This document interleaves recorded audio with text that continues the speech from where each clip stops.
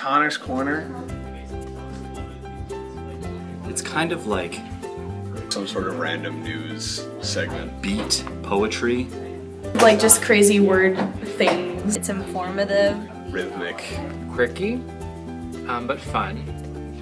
And it brightens the day a little bit more, I think. Good morning, IHS. Today is Day 3. Please rise for the pledge to the flag. I pledge allegiance to the flag of the United States of America and to the republic for which it stands, one nation, under God, indivisible, with liberty and justice for all. For lunch today, we have toasted cheese. Yum. Now, here's Connor's Corner.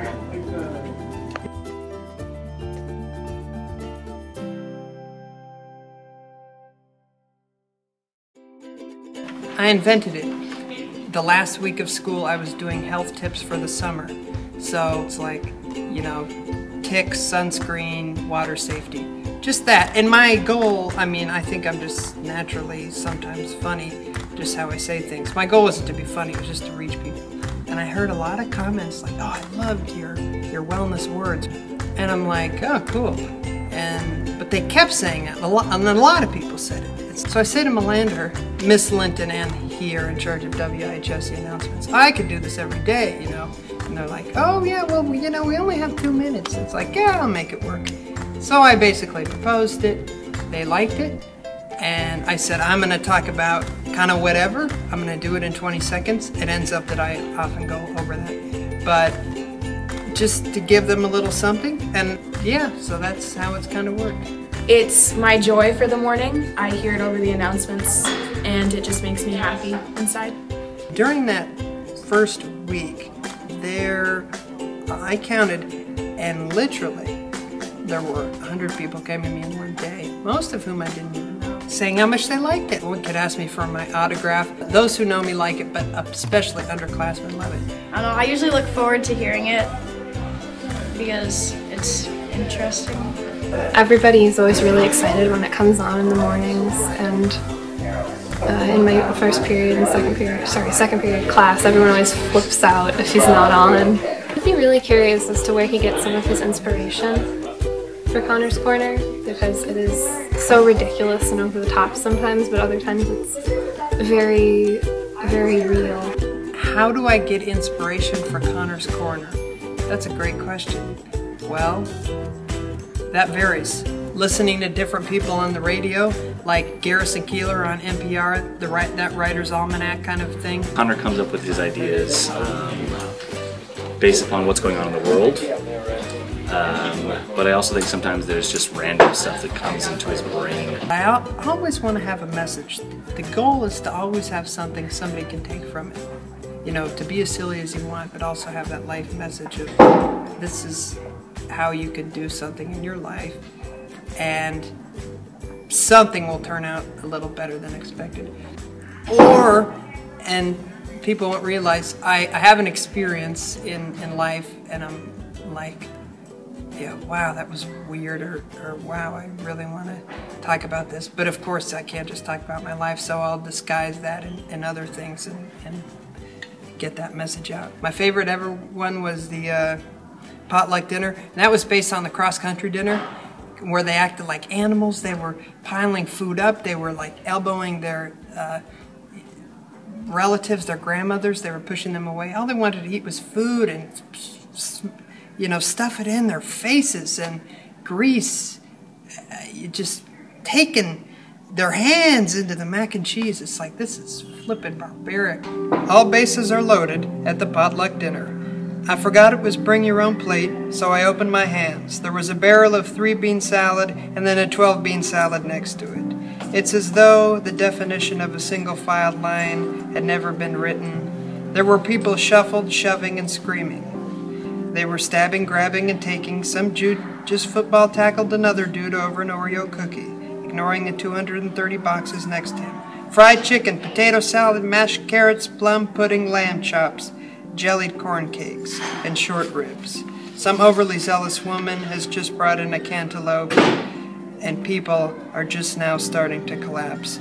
Avoiding injury, I grabbed a slice of pizza. and somebody has just brought in a blender, combining squash and peppermint bark while screaming. Then a dozen people wandered off with wheelbarrows of powdered donuts, and I got the heck out of there. So I'm like, oh, I'm gonna be really dramatic about this. And that was great. That was my favorite one. Yeah. My favorite Connor's Corner. Oh, I don't remember exactly what it was called, but it was the one when they went to the dish to pass. I don't know what that was called, but it was really funny. Probably like the NPR Olympics with the whispering. It made me laugh and giggle. What do I enjoy most about Connor's Corner? Sometimes just doing them and hearing Malama and Miss Linton, the two in the room, giggle. You know, that first reaction, and then of course the positive reactions. But sometimes it's really fun just writing them, even if they're, you know, not as popular. I get the biggest thrill, like, oh, this is wacky or something like that.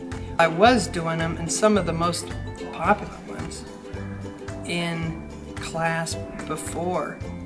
That wasn't taking long at all. Sometimes 3 minutes to 5 minutes.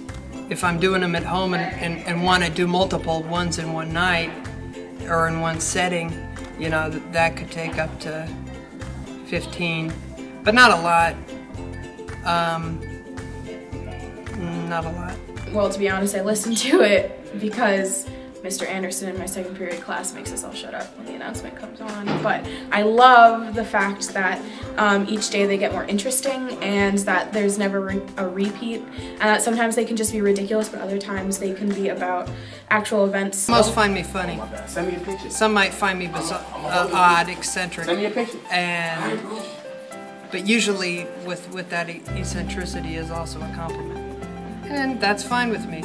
I have an unorthodox way of doing that, an unorthodox way of behaving, but that's the best part of it.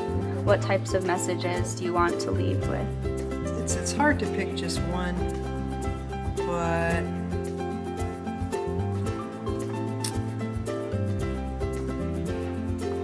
don't be afraid to be creative, and I think that would have to be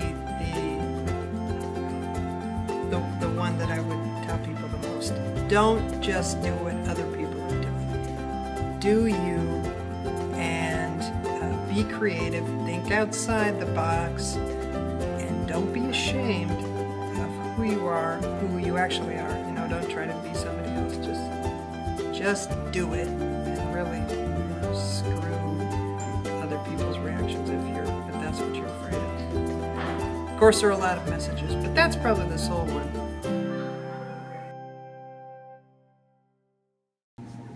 Thank you, Connor.